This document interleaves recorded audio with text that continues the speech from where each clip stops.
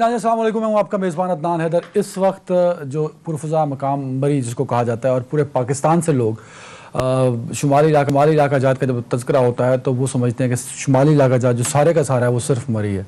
तो जब भी वहाँ बर्फ़बारी होती है तो ख़ास तौर पे लाहौर के लोग, गुजरांवाला के लोग, रावलपिंडी और इस्लामाबाद के लोग सारे ही मरी का रुख करते हैं। इस वक्त मरी मुकम्मल तौर पर जैम पैक हो चुका है। मुख्तलिफ वफाकी वज़रा इस पर ट्विटर पर आप सबको बता भी रहे हैं, टीवी स्क्रीन से बता रही हैं कि तमाम रास्ते मरी को जाने वाले बंद कर दिए गए हैं। मरी में जो गाड़ियों की पार्किंग की कैपेसिटी है वो सिर्फ 4000 है। अगर गैर कानूनी पार्किंग को शामिल कर लिया जाए तो तकरीबन 20,000 की पार्किंग गाड़ियों की बन सकती है। लेकिन इस वक्त तकरीबन 1.5 लाख गाड़ियाँ मरी में मौजूद हैं और उनमें फैमिलीज़ भी हैं। और शदीद तूफ़ानी बर्फ़बारी, जब मैं स्टूडियो आ रहा था उस वक्त की जो इतलात हैं, अब से कुछ 4-5 मिनट पहले की, शदीद तूफ़ानी बर्फ़बारी वहाँ हो रही थी और लोग वहाँ पे मौजूद हैं। तो कोशिश कीजिए कि आप जाने से अवॉइड कीजिए। और हर बर्फ़बारी जो है वो आखिरी बर्फ़बारी नहीं होती कि आप सारे ही ज़रूर इंजॉय कीजिए। और लेकिन इंजॉयमेंट बाज़ औक़ात जो है वो आपके लिए परेशानी का बायस बन जाती है और आपके लिए नहीं, मुल्क के सिस्टम के लिए बन जाती है। मरी क्योंकि ब्लॉक है, एडमिनिस्ट्रेशन के भी कई मसाइल होंगे, मरी में रहने वालों के लिए कई मसाइल होंगे, आप जो लोग वहाँ पे हैं उनके लिए बड़े मसले होंगे और आपकी फैमिली भी आपके लिए परेशान होगी।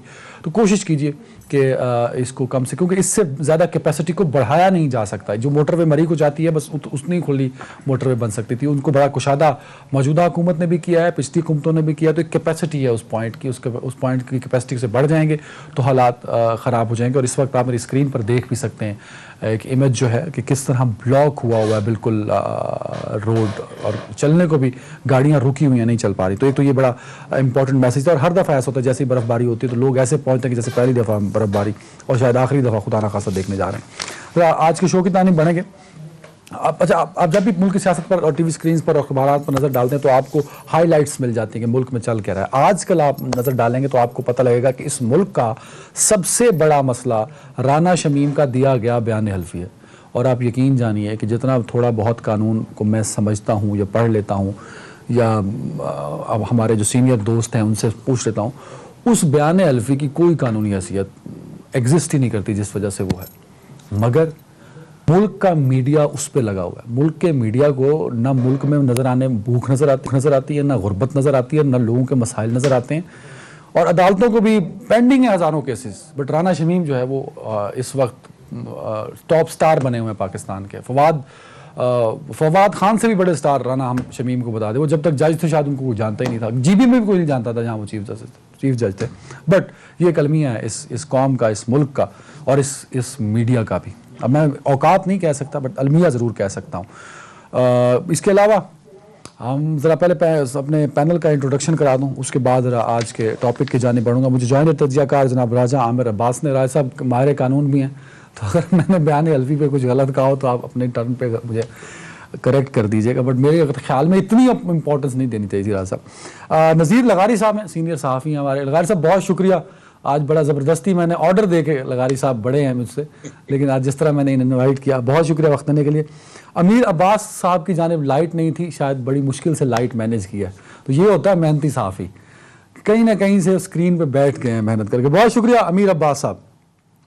अच्छा, बड़ी रिस्पेक्ट होती है, हम सहाफ़ी ना अपने आप को खुद रिस्पेक्ट दे रहे होते हैं, पर जिनको के लिए हम रिपोर्ट कर रहे होते हैं वो हमें शायद उस तरह जो इज़्ज़त मिलनी चाहिए सहाफ़त के शोबे को, क्योंकि आज़ादी सहाफ़त की बात करते हैं, आज़ादी इजहार राय की हम बात करते हैं, तो वो होता नहीं। पिछली गवर्नमेंट थी पाकिस्तान मुस्लिम लीग नून की, उसमें जिस तरह सहाफ़त को इस्तेमाल किया गया और सहाफ़ियों को इस्तेमाल किया गया, यकीन जानिए कि कभी कभी दिल करता है कि लोगों को बताया जाए कि भाई मैं तो सहाफ़ी नहीं हूँ, सिर्फ एंकर हूँ।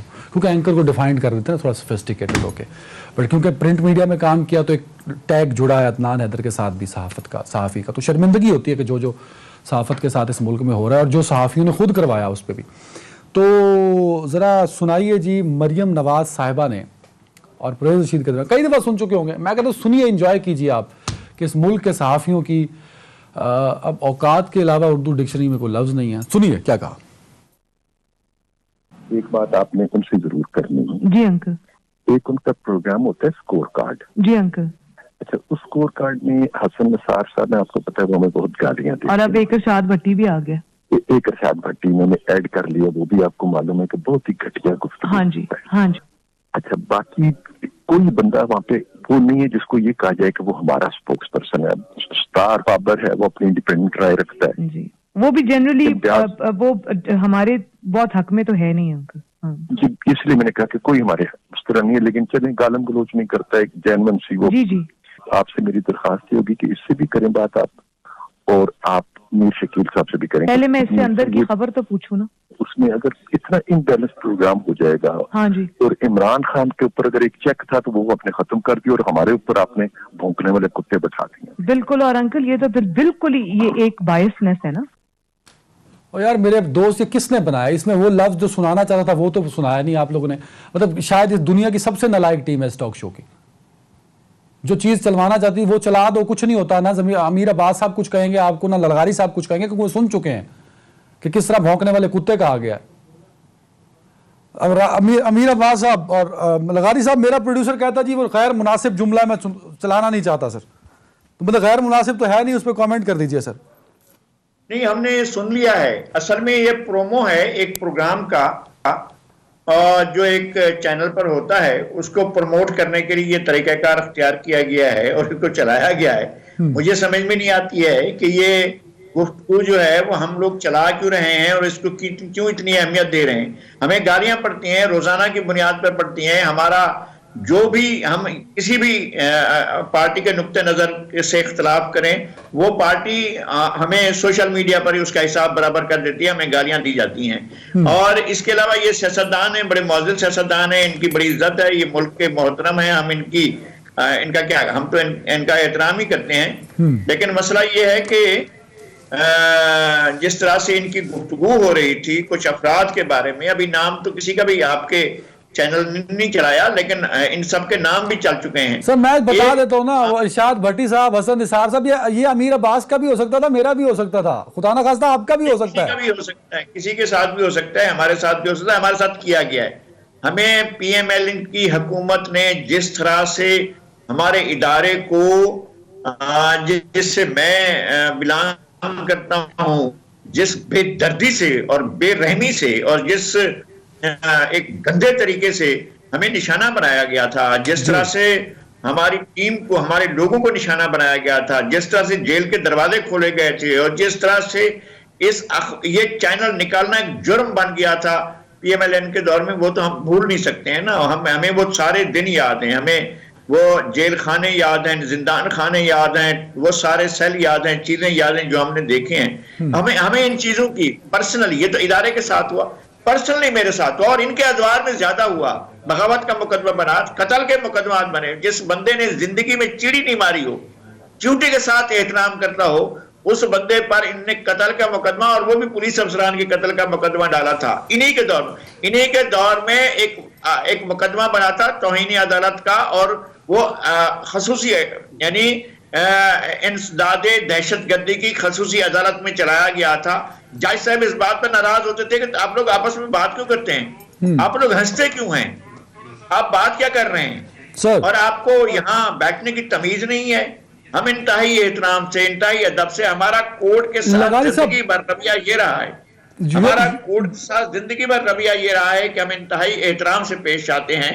और हमें लोअर कोर्ट जो पॉइंट अगर क्लियर करते हैं कि भौंकने वाले कुत्ते के सहाफी को कह देना एक ठीक बात है, आप कहते हैं कि ऐसा ही होता है हमारे साथ। नान हैदर ये शो का प्रोमो है, क्या चला? मैं कहता हूं इससे बदतर होता है, इससे बदतर होता है, इससे बदतर किया जाता है।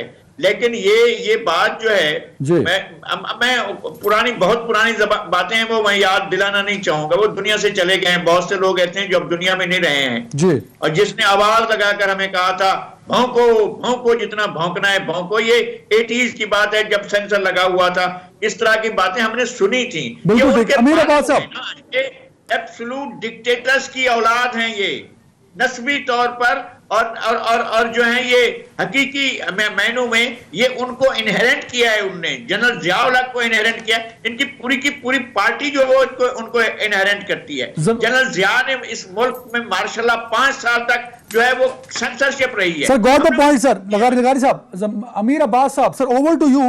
ये जो सहाफियों से रिलेटेड खबरें हम सुनते हैं कि स्पेशल कुछ लोगों का ग्रुप बनाया हुआ है मरियम साहिबा ने, उसमें वो चीजें इनपुट करती हैं और वो उसको लेके एक बयानिया बनाया जाता है टीवी टॉक शोज के ऊपर।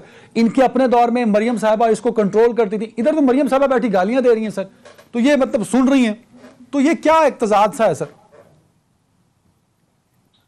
बहुत शुक्रिया अदनान। देखे, मरियम नवाज शरीफ साहबा जिस खानदान से उनका ताल्लुक है, उस खानदान के सामने नूरुद्दीन मोहम्मद सलीम जहांगीर की क्या औकात मुक्तत हो, उस खानदान के सामने अबुल फतेह जलालुद्दीन मोहम्मद अकबर द ग्रेट की क्या हैसियत औकात।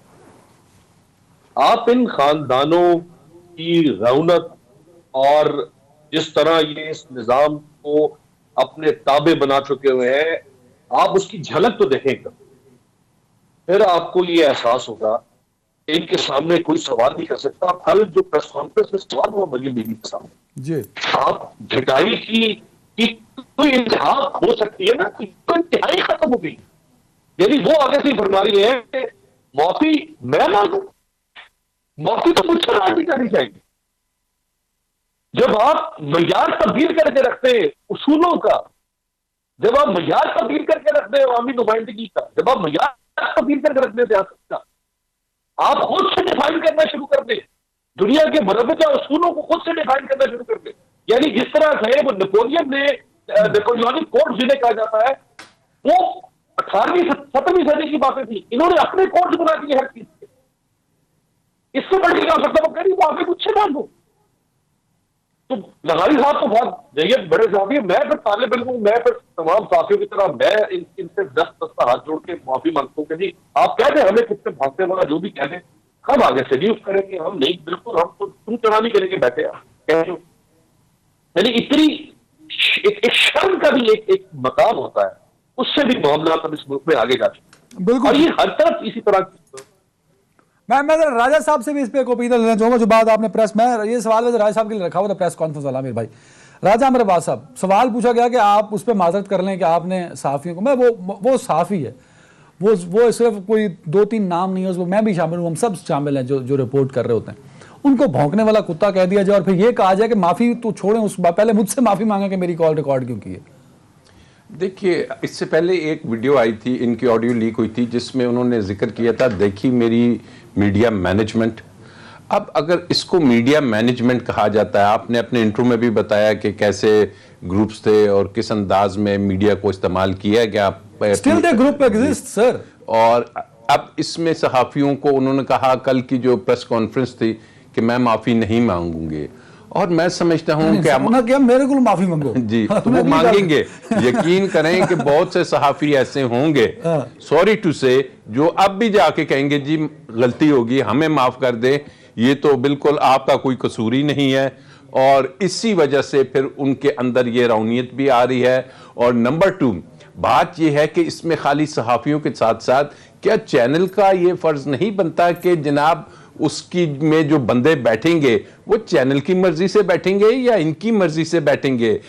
तो ये स्टांस लेने की बात है कि अब उस चैनल को भी चाहिए कि वो स्टांस ले कि जनाब आप हमारे सहाफियों की बात एक तरफ, आप हमारे शो में कैसे कह सकते हैं कि जी हमारा स्टांस लेने वाला बंदा वहां नहीं था, आपने ए को क्यों निकाल दिया उस शो से, क्यों बाहर फेंक दिया? तो इट्स टाइम, जब चैनल जो कि इस मुल्क का सबसे बड़ा चैनल है, इस मुल्क की इतनी बड़ी अखबार है, अगर वो स्टांस नहीं लेते और उसके बाद टीवी प्रोग्राम्स में वो दोबारा कोई ऐसी उसमें लोग लाके बिठा देते हैं इनकी मनपसंद के उस प्रोग्राम में, इट शोज के पूरा फिर सिस्टम, जिस सिस्टम को हम कहते हैं कि जिसका ये चौथा पिलर अपने आप को कहता है मीडिया और जर्नलिज्म, और ये तो वो भी इतना शेकी है कि उसके ऊपर कुछ खड़ा करना बड़ा मुश्किल नजर आता है। अच्छा लगारी साहब, नून लीग के अगर हम सहाफियों के साथ ताल्लुकात देखते हैं तो किसी को ये सेनेटर बना देते हैं, किसी को ये चेयरमैन पैमरा बना देते हैं, किसी को MD-PT बना देते हैं, किसी को चेयरमैन PCB बना देते हैं, किसी को इलेक्शन लड़ा के कश्मीर से वजीर बना देते हैं, तो किसी को फिर एक नया ओहदा क्रिएट करके पूरा PTV दे देते हैं। ये वो सहाफ़ी हैं सर जिनको जय्यद सहाफ़ी आप कहा जाता है। तो कहाँ गई आज़ादी सहाफ़त, आज़ादी इजहार राय, जब अपने ओहदे इतने बड़े बड़े आप लोग लेंगे तो किस तरह की आप सहाफ़त करेंगे? और वो सारे लोग अभी भी एग्जिस्ट करते हैं और हम सब उनका एहतराम करते हैं। सर नून लीग कितने कसूरवार है और खुद सहाफ़ी कितना कसूरवार है लगारी साहब? पहली बात यह है कि जो 4 आदमी, 5 आदमी, 6 आदमी, 7 आदमी अगर इस तरह का काम करते हैं कि वो अपने नाम को कैश कराते हैं, अपने काम को कैश कराते हैं और अपनी अगर कोई इंटीग्रिटी थी उसको कैश कराते हैं, तो उसमें आप सबको शामिल नहीं कर सकते हैं। ऐसे भी हैं जिन्होंने इनकार किया, ओहदों को, मनसब को, कहा कि नहीं है, ये हमें नहीं चाहिए। ऐसे बहुत से लोग हैं जिन्होंने कहा है कि हमें आपकी कोई किसी किस्म की रियायत नहीं चाहिए। और मुझे कोई बड़ी बात नहीं करनी है, मैं कराची शहर में रह रहा हूं 1963 से, और कराची शहर में मेरा कोई घर नहीं है, मैं किराए के घर में रहता हूं। ये कोई बात बताने की नहीं है मीडिया के यहाँ पर आकर बताएं कि जनाब एक शख्स जो ये जिसने यहाँ पर 57 साल 58 साल लगाए इस शहर के अंदर, जिसने तीसरी जमात से लेकर यहाँ आकर पढ़ने तक और तालीम हासिल करने के बाद, और जिसको आप सबसे बड़ा ग्रुप कहते हैं, उसका ग्रुप एडिटर होते हुए, मैं जंग ग्रुप में 24 साल तक एडिटर रहा हूं और मैं यहाँ पर ग्रुप एडिटर रहा हूं। मैं वो आदमी हूं जो मैं कह सकता हूं कि मेरे पास कोई घर नहीं है और मैं किराए के मकान में रहता हूं। तो लोग हैं जो मैं बहुत छोटा आदमी हूं, बहुत ही छोटा आदमी हूं, मेरी कोई औकात नहीं है, मेरी कोई मुझे गालियां दे दे इससे कोई फर्क नहीं पड़ता मेरी जात पर। लेकिन मैं ये कहता हूं कि लोग होते हैं जो इनकार कर देते हैं, लोग होते हैं जो मनसब कबूल नहीं करते हैं, लोग होते हैं जो ओहदे कबूल नहीं करते हैं। हमारे बहुत से दोस्तों ने ऐसा किया है, उन्होंने कहा है कि नहीं चाहिए ये सब कुछ, और हर तरफ से उनके पास हर तरह की ऑफर होती है। तो एक बात तो ये है कि इनका ये तर्ज अमल है, या कहते हैं यार गल करो, या कहते हैं गल मुकाओ जी, बस दो ही बातें हैं और कोई चीज नहीं है, या गल करो या गल मुकाओ। अच्छा लगारी साहब एक कमेंट जल्दी से कर दें, मैंने अमीर साहब की तरफ जाना। नून लीग, पीपल्स पार्टी और पीटीआई, 3 हुकूमतों को कंपेयर करें, कौन सी पार्टी ज्यादा अच्छे से मीडिया मैनेज करती थी और कौन सी पार्टी जो वो पैसे दे के, एसेट्स दे के, कुछ चीजें दे के मीडिया को और साफियों को मैनेज करती है सर? और कोई कुछ नहीं कहना, दास दो सर। पीपल्स पार्टी के साथ बहुत कदीम जमाने का लोगों का रोमांस रहा है, और हम भुट्टो साहब के साथ, जिन लोगों ने भुट्टो साहब को देखा है, जो मिले हैं, हम उन लोगों के साथ हैं। लेकिन पीपल्स पार्टी, मैं आपसे अर्ज कर रहा हूं, Peoples Party from leadership to worker, कोई एक शख्स ये दावा लेकर आए कि मैं उनके पास गया हूं और ये चीज मैंने उनसे मांगी और उन्होंने मुझे एक चीज दी है, नहीं, जॉब भी नहीं, ना मेरे भाइयों को, ना मेरे बच्चों को, ना मेरी फैमिली में कोई भी सरकार की जॉब नहीं करता। हमने नहीं गए ना इनके पास, हम इन तमाम चीजों से बाहर रहे। सब कमेंट करेंगे आपने टर्म, ठीक है। नून लीग सर, नून लीग और तरीके इंसाफ, नहीं वो तो कमाल करते हैं ना, इनको तो जरूरत नहीं है, इनको तो अल्लाह ताला खुद ही अरेंज करके देता है। पीटीआई वालों को इतनी मोहब्बत में सरशार हो जाते हैं। अद्धा डिजिटल मीडिया जो है मेन स्ट्रीम मीडिया बन चुका है उनका, पीटीआई का। सर अमीर अब्बास साहब, सर मुझे क्योंकि आप जरा चीज़ों को रिसर्च लेके चलते हैं, ये नून लीग में जो मरियम नवाज मीडिया मैनेज करती थी, ये जो जितनी ऑडियोज हैं बस इतनी ही है, इतना ही मीडिया मैनेज होता है कि इससे बढ़ के कुछ था, एक बात। और दूसरा, अच्छा मुझे नहीं था पता लगारी साहब और अमीर अब्बास साहब एक ही चैनल से, ये इत्तेफाक हो गया महज।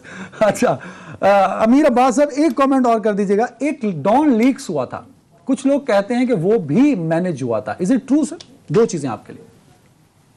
बिल्कुल, डॉन लीग्स के पीछे जो किरदार थे उनमें मरियम नवाज का एक किरदार था। देखिए जिस वक्त नवाज शरीफ प्राइम मिनिस्टर थे, तो नवाज शरीफ के जो 5 अहम तरीन सेक्रेटरीज होते हैं किसी भी प्राइम मिनिस्टर के, आज इमरान खान साहब, उनमें से एक यानी ये जो फेडरल सेक्रेटरीज के लेवल के सेक्रेटरी थे, उनकी पर्सनल सेक्रेटरी, एक सेक्रेटरी ने मुझे जाती हैसियत में ये बात बताई, नफ्स नफीस के मरियम नवाज अनऑफिशियल कैपेसिटी में बहुत अहम मीटिंग पर चेयर किया था।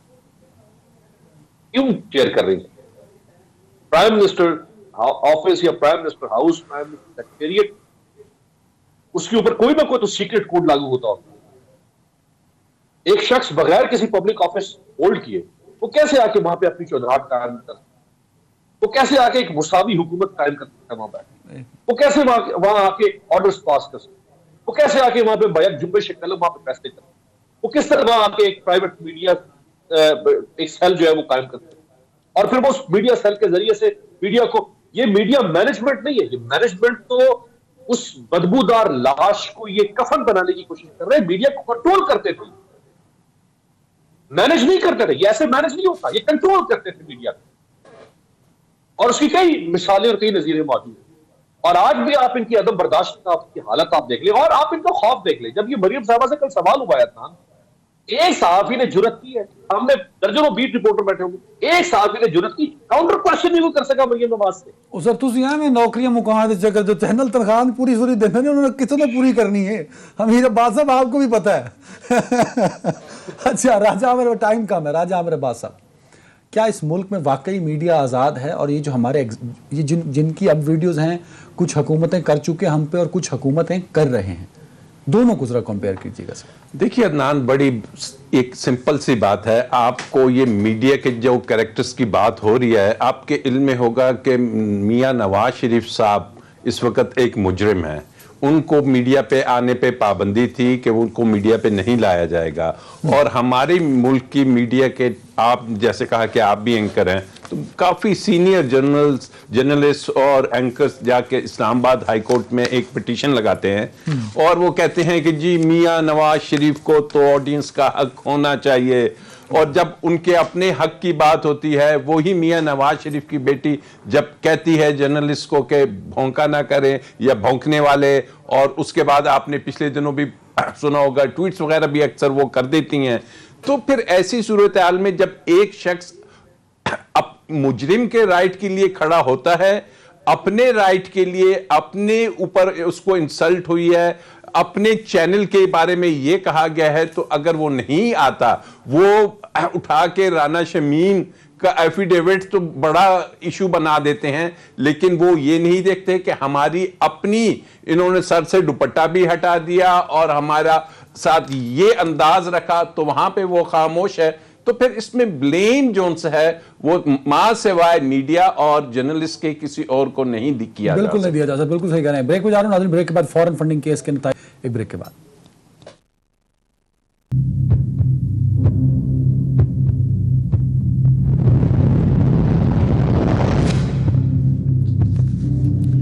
नाज़रीन वेलकम बैक। आज हमारे पास फॉरेन फंडिंग केस में स्क्रूटनी कमेटी की रिपोर्ट के बाद तहरीक इंसाफ अपने तौर पे धमाल डाल रही है कि हम बरीउज़िम्मा हो गए।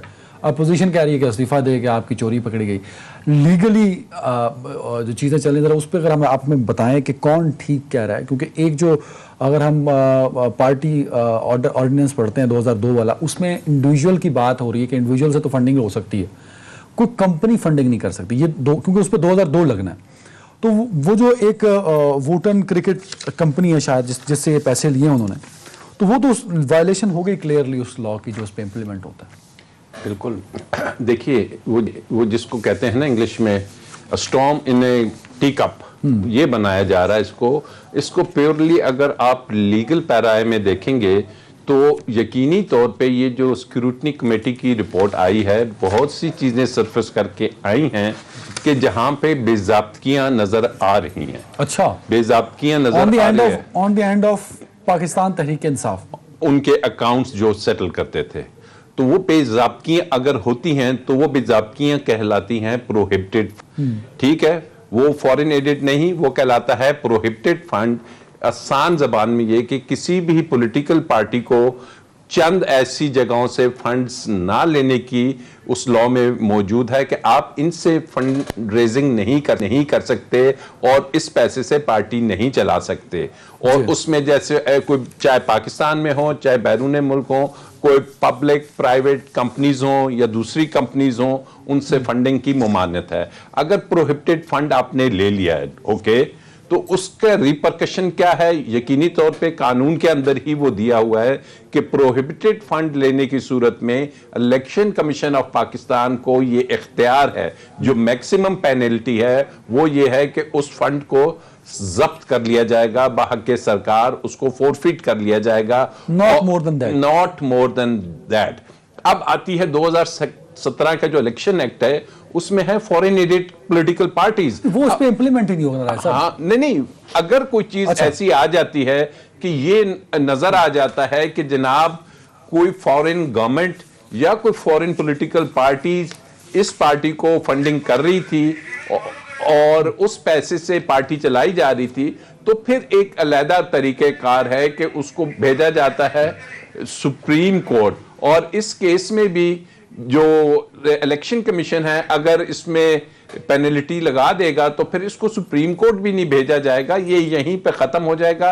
और मैं समझता हूं कि ये जल्द ही ये केस खत्म होकर अपने मंतकी अंजाम को, और कोई खतरा नहीं है तहरीक इंसाफ में? Not at all. किसी भी एंगल से आप इसको स्ट्रेच कर ले तो इसमें पार्टी को बैन करना या उसके मेंबरान को या उसके सदर के खिलाफ जो बात की जा रही है कि इमरान खान साहब ने एक गलत वो दिया है, तो वो एक सर्टिफिकेट है, इट्स नॉट एन ओथ के जिस बिल्कुल ठीक है। नजीर लगारी साहब, सर ओवर टू यू। ये फॉरेन फंडिंग का मामला सिर्फ तहरीक इंसाफ तक नहीं है, अब ये बाकी पार्टीज की तरफ भी जा रहा है, तो क्या अगर ये बाकी पार्टीज की तरफ गया तो कोई नया पेंडोरा बॉक्स खुल सकता है सर? देखिए, जिस पार्टी ने भी लिया हो, फॉरेन फंडिंग ली हो, और फॉरेन फंडिंग में ये होता है कि इंडिविजुअल चंदा करते हैं, जाकर कोई फर्क देता है, कोई किसी तरह से किसी पार्टी को वो पैसे देता है, वो अलग बात है। लेकिन अगर कोई पार्टी इस तरह से देती है, कोई जैसे आपने कहा कि कंपनी लेती है, तो ज़ाहिर है वो नहीं ले सकते, एक बात। दूसरी बात ये नहीं है मामला कि पैसे लिए या वो लिया, असल बात तो कंसीलमेंट ऑफ द फैक्ट्स है ना, इस बात को छुपाना है ना, जो जाहिर नहीं किया गया। इलेक्शन कमीशन के सामने बात ये लाई गई थी कि जनाब इन्होंने अपने जो फॉरेन अकाउंट्स हैं, फॉरेन फंडिंग अकाउंट जो है उनको कंसीलमेंट किया, उनको छुपा लिया है, उन्हें बताया नहीं है। तो ये तो बिल्कुल दूसरी सूरत हाल है ना। जब नवाज शरीफ ने एक कंपनी की तनख्वाह वसूल करने के लेटर के नतीजे में वजारत उज़्मा उनको छोड़नी पड़ गई थी कि एक कंपनी से उनकी तनख्वाह मुकर्रर हुई 10,000 दिरहम, और उस खत को उन्होंने जाहिर नहीं किया था। अब उनका दावा यह भी है कि जी हम तो पैसे कभी लिए ही नहीं हो, तो बेटे की कंपनी थी, वो जो कुछ भी हो, लेकिन वो खत आ गया सामने और उस खत की बुनियाद पर उनकी वजारत उज़्मा चली गई और उन्हें छोड़कर जाना पड़ा है। यहां पर 53 अकाउंट है जो कंसीलमेंट नहीं है, उनको तो छुपाया गया ना, बिल्कुल फैक्ट छुपाए गए। ये तो बिल्कुल दूसरी पोजीशन आ गई। राजा आमिर वास का बहुत एहतराम है, वो बहुत माहिर कानून है, हम उनका बहुत एहतराम करते हैं, लेकिन ये बिल्कुल दूसरा मामला है। आर्टिकल जो आपने शामिल कर रखा है, तो है 53 अकाउंट, वो जो 62, 63 आपने आर्टिकल शामिल किया हुआ है, वो तो ये कह रहा है ना कि जनाब आप जाइए। बिल्कुल सही। मैं इस पे कमेंट जल्दी से ले लूं राय साहब जल्दी से, क्योंकि देखिए ना उनकी रिपोर्ट, स्क्रूटनी रिपोर्ट में है कि 53 अकाउंट, क्योंकि स्टेट बैंक 65 अकाउंट कह रहा है, बिल्कुल इलेक्शन कमीशन के पास 12 अकाउंट है जी। जो ये नहीं दिए, इसमें एक बात ज़हन में रखिए कि नवाज शरीफ साहब जब इलेक्ट हुए थे तो वो उन्होंने इलेक्शन कमीशन ऑफ पाकिस्तान के जब पेपर्स भरे थे तो उसके पीछे हल्फनामा होता है जिसमें लिखा जाता है कि मैं खुदा को हाजिर नाजिर जान के ये कहूंगा। इसमें कोई हल्फ नहीं है, इसमें एक सर्टिफिकेट है कि वो सर्टिफाई करते हैं कि जो ऑडिट रिपोर्ट आई है चार्टर्ड अकाउंटेंट्स की, उसको मैं सर्टिफाई करता हूं कि हमने करवाई हुई है और उसके मुताबिक ये दुरुस्त है। तो इसमें चूंकि हल्फनामा नहीं है, तो this is the difference between Nawaz Sharif declare तो करती है ना सर इलेक्शन कमीशन में, वो कैसे हो सकता है? जी डिक्लेयर हुई है। अगर 31 करोड़ रुपए का अगर उसमें इशू है कि वो उससे चार्टर्ड अकाउंट्स फर्म ने नहीं किए, तो इसकी पेनल्टी भी दी हुई है, इसमें कहीं ओथ पे ऐसा नहीं है। अमीर अब्बास साहब, ओवर टू यू। जो बात की जा रही है कि फॉरेन फंडिंग सिर्फ पीटीआई से लिंक नहीं है, फवाद चौधरी साहब बार बार कह चुके हैं कि इससे पीएमएलएन को भी परखा जाए, पीपल्स पार्टी को भी, जेयूआईएफ को भी, सारी पार्टीज को देखा जाए कौन कौन कहां से फंडिंग लेती है। अजान पीपल्स पार्टी और पीएमएलएन को परखी जा रही है, और ये केस जो तरीके इंसाफ का यदि खत्म नहीं हुआ, ये तो एक स्क्रूटनी कमेटी की रिपोर्ट है जिसके ऊपर अब इलेक्शन कमीशन बाकायदा अपनी आगे कार्रवाई करेगा, समाप्त करेगा। जो राजा साहब फरमा रहे हैं उसमें किसी हद तक हकीकत है, और वो हकीकत मेरी राय नहीं, उसमें बहुत सारे जो कानूनी माहिरीन है वो ये समझते हैं कि हाँ इसके ऊपर कुछ ना कुछ पेनलाइजेशन हो सकती है, लेकिन पार्टी का बैन हो जाना या इमरान खान साहब और बाकी जो पार्टी होते आ रहे हैं उनका डिस्क्वालीफाई हो जाना, ये शायद मुमकिन ना हो। लेकिन जो लगारी साहब ने फरमाया है वो भी बहुत आंखों इस तरह से कि इमरान खान साहब ने खुद एक मयार मुकर्रर किया था, एक यार्ड स्टिक रखी थी, एक बेंचमार्क रखा था हुक्मरानी का, तर्ज हुक्मरानी का, क़यादत का, सियासत का, और वो इस वक्त उसको डेंट पड़ा है। 3 जो ऑब्जर्वेशन है ये इमरान खान के उस मयार पे पूरा नहीं उतर। पहले ये कि 31 करोड़ रुपए की रकम पर छुपाया जाना, दूसरा ये कि जो सोर्सेज हैं फंडिंग के पीछे उन सोर्सेज का छुपाया जाना, और तीसरा कुछ बैंक अकाउंट्स का डिक्लेयर। अब ये कोई अच्छी पिक्चर तो नहीं है इमरान खान साहब के, उसका बहरहाल उनको जवाब देना पड़े। अच्छा, एक और बात बहुत आमदान कि जब ये केस शुरू हुआ था 2014 में, तहरीक इंसाफ ने इस केस को लटकाने की बहुत कोशिश की। ये केस शायद आज से काफी अर्सा पहले कंक्लूड हो जाता, लेकिन इस केस को डिरेल करने की कोशिश की तहरीक इंसाफ ने। क्यों? अगर आपका कोई कैरेक्टर ड्यूबियस नहीं है इसके अंदर, अगर कुछ फिशी नहीं है इसके अंदर, और अगर आपके दामन पे या आपकी आस्तीन पे कुछ छीटा नहीं है, तो आपको तो खुद देखना चाहिए इलेक्शन कमीशन को कि भाई ये क्या लानत हमारे पीछे लगाई हुई है, इसको कंक्लूड क्यों नहीं कर रहे हो आप? लेकिन आप तो केस को लटकाते चले जा रहे हैं। सो देयर इज नहीं, आप ये कह रहे हैं स्क्रूटनी कमेटी की रिपोर्ट के अलावा भी कुछ है, क्योंकि आज अकबर एस बाबर ने भी टू बी कंटिन्यूड लिखा उसको रिपोर्ट को। नहीं हो सकता अकबर एस बाबर जो है, अब देखिए अभी तो इसको कंटेस्ट करेगी। ये एक रिपोर्ट है, जो रिपोर्ट जैसे भी किसी जीआईटी हो, कमीशन हो, उसकी रिपोर्ट है। अब इस रिपोर्ट को कोई फैसला नहीं हम कर सकते। अब इस रिपोर्ट के ऊपर जिरा होगी, बैठे हुए राजा साहब पीटीआई के वकील आगे कंटेस्ट करेंगे, जो फैक्ट्स हैं उन फैक्ट्स को चैलेंज करेगी वो आके, और इलेक्शन कमीशन जब समाप्त करेगा तो उसमें हो सकता है कुछ नए अदायगी सामने आए। बिल्कुल ठीक है, ब्रेक पे जा रहा हूं नाज़रीन। ब्रेक के बाद 2022 सियासी एक्टिविटी इस मुल्क के अंदर बढ़ने जा रही है, अपोजिशन अपने तौर पे और हुकूमत उसको काउंटर करने की क्या पॉलिसी रखती है, ब्रेक के बाद।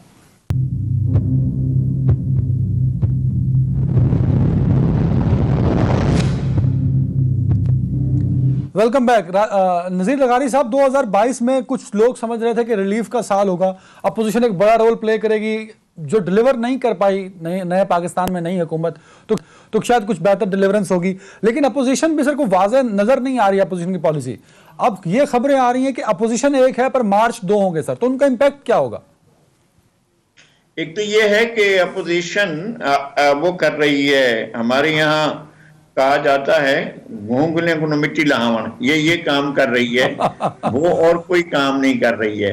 उसने अपने आप को तारीख की नाकाम तरीन अपोजिशन साबित किया है, और अपोजिशन जो कुछ कर सकती थी, जितना कुछ उससे हो सकता था, उतना भी नहीं कर पाई है। असल में वो हुकूमत इन वेटिंग के तौर पर देख रही है, जो बड़ी पार्टियां वो देख रही हैं कि जनाब यहाँ से हमसे ये भूल चूक ना हो जाए कि कहीं हम महबूब नजर न रहें, या हमारी तरफ फिर देखा ही ना जाए, हमें नजरअंदाज कर दिया जाए, तो इस चक्कर में है। और वो जो आंखें दिखाते हैं वो इमरान खान को दिखाते हैं, इमरान खान को आंखें दिखा सकते हैं, लेकिन अगर ताकत के और मराकज हैं तो उनकी तरफ देखना जो है अब उनके लिए उनके बस में भी नहीं है, वो देख भी नहीं सकते हैं। और मौलाना से जो कुछ कहलवाया जाता है वो भी इतना ही होता है जितना मौलाना को इजाजत होती है कि मौलाना इतनी बात कर लें। और अपोजिशन का रोल ऐसा नहीं है जिसको हम कहें कि यार ये काबिल सताइश है, इन्होंने ये तो कमाल कर दिया। मैं ये कहता हूं कि पीडीएम बनने से पीडीएम टूटने तक का ये अरसा था जो अपोजिशन ने कुछ लोगों को तमाशा दिखाया, एक अच्छा शो बना और लोगों ने देखा, जलसे हुए, सियासत हुई। ये सियासत करने का जो डीपोलिटिसाइज किया गया था सोसाइटी को, उसके अंदर हल्की सी रमक आई थी, मतलब अच्छी एंटरटेनमेंट थी। सादा लफ्जों में आप ये कह रहे हैं सर, पीडीएम सियासी एंटरटेनमेंट। मैं आपकी तरफ आ रहा हूं अमीर अब्बास साहब। तारीख की नाकाम तरीन अपोजिशन कह रहे हैं लगारी साहब, जिसमें जरदारी साहब हैं, जिसमें 3 दफा के प्राइम मिनिस्टर इमरान नवाज शरीफ हैं, जिसमें मौलाना फजल रहमान है, जिसमें महमूद अचकज़ई हैं। पाकिस्तानी सियासत के बड़े नाम है इस अपोजिशन में। लगारी साहब कहते हैं ये तारीख की नाकाम तरीन अपोजिशन है, और पीडीएम को वो कहते हैं कि एक सियासी एंटरटेनमेंट थी। अब तो माजी हो गई सर जी, नाकाम तरीन। हम माशाल्लाह एक ऐसे दौर से गुजर रहे हैं जिसकी हुकूमत भी नाकाम तरीन है और जिसकी अपोजिशन भी नाकाम तरीन, और जो हुकूमत भी तरीन की वजह से हम तीसरा वजन डाल लें। हाँ, हम समझ लें कि हम 2 नाकाम जो चक्की के पार्ट हैं उसमें हम पिस रहे हैं। देखिए ऑपोजिशन जो है, हुकूमत की तो ये कामयाबी है। वो जो गोरे ने किया था हिंदुस्तान में डिवाइड एंड रूल, और वो कामयाब हुआ, तो हुकूमत तो इनको डिवाइड करके एक तरह से रूल कर रही है, और उसने 3.25 साल पूरे कर लिए। अब 1.25 साल से भी कम अरसा प्रैक्टिकली बाकी है, वो भी पूरा हो जाएगा तकरीबन। तो असल में ऑपोजिशन को जो डेंट डाला है वो तो पीपल्स पार्टी ने डाला है, इसमें कोई शक नहीं। और पीपल्स पार्टी ने डेंट इसलिए डाला क्योंकि पीपल्स पार्टी को काफी हद तक रिलीफ मिला। आप देखेंगे पीपल्स पार्टी की जो आखिरी बड़ी गिरफ्तारी थी वो 2019 में हुई थी अदनान, और वो खुर्शीद शाह साहब की गिरफ्तारी, जो कि 2 साल के बाद उनको भी जमानत मिल गई। और वो जो गिरफ्तार थे वो गिरफ्तार भी नहीं थे, दरअसल वो तो अस्पताल में सारा अरसा उन्होंने तो पीपल्स पार्टी की तो उस 2 साल के अरसे में कोई गिरफ्तारी हुई नहीं पड़ी। पीपल्स इससे बड़ा पार्टी क्या ने रंजिश डेंट है? डाला क्यों सब सर? तो पीपल्स आने पार्टी ने ये डेंट डाला क्यों इमरान खान साहब की रकाबत में? नहीं, इमरान खान साहब से उनको क्यों मोहब्बत होगी किसी भी सूरत में? उनको जो देखे ना बादियों नजर में ये लगता है कि पीपल्स पार्टी को रिलीफ मिला है, वो रिलीफ ही तो मैं आपको गिनवा रहा हूं, कोई उनका गिरफ्तार नहीं हो रहा। आप उनकी पेशियां बता देना। आपको याद है कि आसिफ अली जरदारी साहब की आखिरी पेश कब? मेरे पास 120 सेकंड है आपको सर, याद मैं है लगारी कि साहब अभी 30 सेकंड दे रहा हूं। ये अमीर अब्बास के इस बात में तो कमेंट कर दें कि पीपल्स पार्टी को रिलीफ मिला और पीपल्स पार्टी ने डेंट डाला पीडीएम में और अपोजिशन में। सर 30 सेकंड्स लगारी साहब। नहीं, पीपल्स पार्टी के बारे में उनका एक नुक्ता नजर है, मेरा ये एक नुक्ता नजर है कि जो पीपल्स पार्टी ने उनको रास्ता दिखाया था कि पार्लियामेंट का रास्ता लें, बाई इलेक्शन में जाएं, उसमें कामयाबियां मिली उनको और खुद जाकर कौमी असेंबली में इन्होंने सेनेट की सीट हासिल की, ये बड़ी कामयाबी थी। इन्होंने जो मार्च खुद तो नहीं हासिल की ना, वो तो पीडीएम ने लगा। गिलानी साहब अकेले पीपल्स पार्टी से तो नहीं सेंटर बने ना सर। नहीं, मैं कह रहा हूं कि सारी अपोजिशन ने मिलकर किया था, उस वक्त अपोजिशन एक साथ थी और अपोजिशन के इस रास्ते का तयन जो है वो जरदारी साहब ने किया था कि भाई चलें असेंबली की तरफ चलें, बाई इलेक्शंस की तरफ चलें और वहां जाकर करें। और इनका सबसे बड़ा मुतालबा जो था कि जी आप असेंबलियां छोड़ दें, वो खतरनाक था। और दूसरी बात यह कि लॉन्ग मार्च से पहले उन्होंने शर्त रख दी थी, अगर वो लॉन्ग मार्च हो जाता, बिल्कुल ठीक है, मैं कहता हूं कि वो एक बहुत बड़ी कामयाबी होती और जिस पर सबको कुछ ना कुछ यहां पर तय करना पड़ता है कि अब आगे। बिल्कुल सर, टाइम कम है मेरे पास। मैं आ रहा हूँ राय साहब आपकी जानिब। सर अपोजिशन तो नाकाम है, ये तो बात हम मान चुके। हुकूमत उससे बड़ी नाकाम है, there is no deliverance sir. गरीब तर हो गया, महंगाई बदतर हो गई सर, और एक भी वादा खान साहब ने अपना किया हुआ पूरा नहीं। ये नाकाम हुकूमत किस तरह जाएगी अगले साल इलेक्शन? अभी देखिए, अभी बात हो रही थी कि जी अपोजिशन नाकाम है, और उसकी एक बड़ी इंपॉर्टेंट वजह यह है कि आप जरा देखिए कि वो मंजे हुए सियासतदान और वो इतने बड़े बड़े नाम, वो एक चीज नजर आई कि ये अपोजिशन करने के लिए तैयार ही नहीं है। ये बारियों के चक्कर में थे, कभी एक बारी लेता था फिर दूसरी लेता था। इन्हें पता ही नहीं कि अपोजिशन में बैठ के किस तरीके से हमने किस कॉज को लेके चलना है, क्योंकि जब आपको बारियों की आदत हो जाए तो फिर आप अपोजिशन नहीं कर सकते। और यही वो वजह है, ना ये दोनों पार्टीज एक दूसरे पे ट्रस्ट कर रही हैं, एक दूसरे को ये डाउट करती हैं, और इसी अंदाज में 30 सेकंड ले रहा हूं एमसीआर से। इमरान खान क्यों नाकाम हुए 3.25 सालों में? देखिए, मैं कतई इस बात को पे एग्री नहीं करता कि वो नाकाम हुए। एक कामयाबी गिनवा दें इमरान खान की। एक कामयाबी पाकिस्तान ये की है, तारीख का नाकाम तरीन वजीर आज़म इमरान खान। चलिए ठीक है, पाकिस्तान का सबसे बड़ा वादा करिए। खिलाफ prime minister Imran Khan sir. जी बिल्कुल। एक कामयाबी ये है कि ये जो अपोजिशन आपने देखी है, इस अपोजिशन का जो हाल है, ये इमरान खान की वजह से ही है कि आज मियां नवाज शरीफ लंदन में बैठे हुए हैं, आज जरदारी साहब के केसेस हैं, आज फजल रहमान इस असेंबली से बाहर। अमीर अब्बास को दे दो 10 सेकंड। अमीर अब्बास जल्दी से। अमीर अब्बास, यानी ये इमरान खान साहब की कामयाबी है। यानी ऑपोजिशन का ये हाल करना, ये 25 साल जो है वो इसलिए हमने यहाँ पे ये जो फसल हमने बोई थी, मतलब उसका ये हमने फल काटना था। दिस इज नया पाकिस्तान।